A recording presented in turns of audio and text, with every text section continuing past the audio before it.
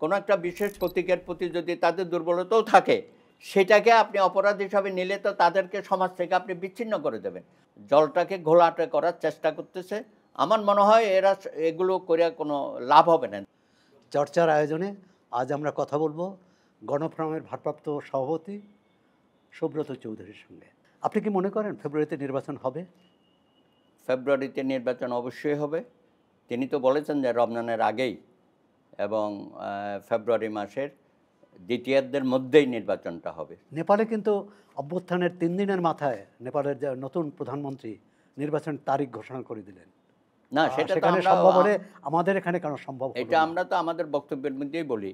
কারণ ওখানে যিনি মাননীয় সাবেক প্রধান বিচারপতির দায়িত্ব নিলেন, তিনি বললেন যে রাষ্ট্রের সব কিছু পাল্টিয়ে দেওয়ার দায়িত্ব আমরা নিই নাই।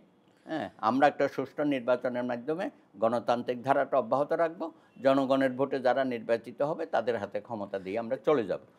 কিন্তু আমাদের সরকার 5ই আগস্টের পরে 8 তারিখে যখন 106 ধারা অনুযায়ী রেফারেন্সের মাধ্যমে শপথ নিল, সেদিন তারা বলল যে তাদের অনেক কাজ করতে হবে এবং রাষ্ট্র সংস্কারের মধ্য দিয়ে সংবিধান থেকে শুরু করে প্রত্যেকটা জায়গায় তারা হাত দিতে চেয়েছে এবং অনেকগুলো কমিশন করেছে। আপনি তো জাতীয় ঐকমত্য কমিশনের বৈঠকে নিয়মিত উপস্থিত থেকেছেন, বা যতটা যখন আপনার অন্য কাজ ছিল থাকেননি, আপনার দলের পক্ষ থেকে থেকেছে।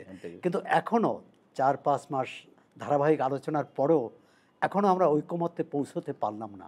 না, অনেকগুলো বিষয় ঐক্যমত হয়েছে। তো আমরা তো বলেছি ভাই, যেগুলো ঐক্যমত হয়েছে সেগুলো নিয়ে আপনারা কাজ করেন। আর কিছু কিছু বিষয় আছে, এগুলো আমাদের সাথে আলোচনা করার দরকার নাই। যেমন গণমাধ্যমে কমিশনে যেটা দিয়েছে, এগুলোতে রাজনৈতিক দলগুলোর সাথে আলোচনার দরকার নাই। নির্বাচনের বিষয়, নির্বাচন এবং সংবিধানের বিষয়, নারী সংস্কারের বিষয়ের দরকার নাই, প্রশাসন, এগুলো আপনারা করে ফেলেন। এগুলো কেন ঝুলিয়ে রেখেছেন? আর সংবিধান এবং অন্যান্য বিষয়ে যেগুলো আপনারা খুবই গুরুত্ব সহকারে বিবেচনা করছেন, এবং জুলাই সনদ, হ্যাঁ, এবং সেখানে যে অঙ্গীকারনামা, তো আমরা তো বলেছি যে কিছু কিছু বিষয় আছে আপনি অর্ডিন্যান্স জারি করে করতে পারেন, কিন্তু সংবিধানের বিষয়টি আপনারা বলছেন যে একটা সাংবিধানিক প্রোক্লেমেশন দিয়ে আপনি করবেন, সেটা তো আপনি করতে পারেন না।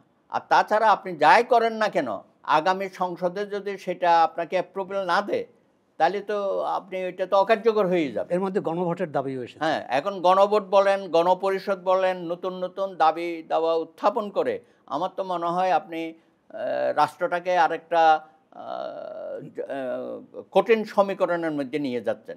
আমাদের মধ্যে কিছু কিছু দল তারা এইসব ব্যাপারে, যেমন পিআর সিস্টেম একটা বলা শুরু করেছে এবং এটা নিয়ে আন্দোলনে নেয়। কিন্তু বর্তমান সংবিধানে তো পিআর ব্যবস্থায় নির্বাচন করার কোনো সুযোগ নেই, উচ্চকক্ষও নাই।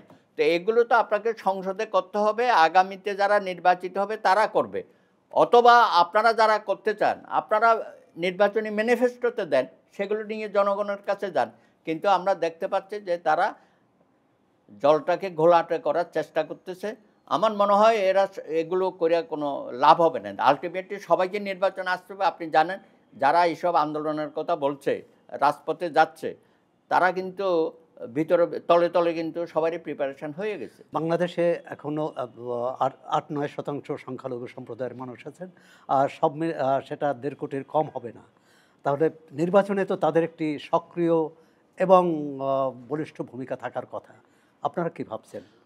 আমি যে কথাটা বলি যে দেখুন, অতীতে এই দেশের ধর্মীয় সংখ্যালঘু সম্প্রদায় তারা বিশেষ কোনো প্রতীকে ভোট দিত, এটাই স্বাভাবিক, কারণ তাদের সামনে কোনো অল্টারনেটিভ ছিল না।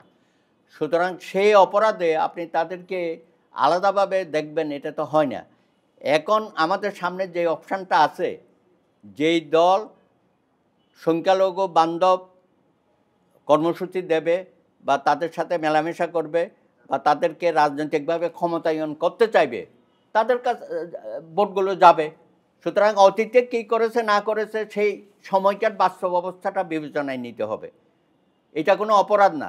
কোনো একটা বিশেষ প্রতীকের প্রতি যদি তাদের দুর্বলতাও থাকে, সেটাকে আপনি অপরাধ হিসাবে নিলে তো তাদেরকে সমাজ থেকে আপনি বিচ্ছিন্ন করে দেবেন। সুব্রত চৌধুরী, আপনাকে ধন্যবাদ চর্চার পক্ষ থেকে।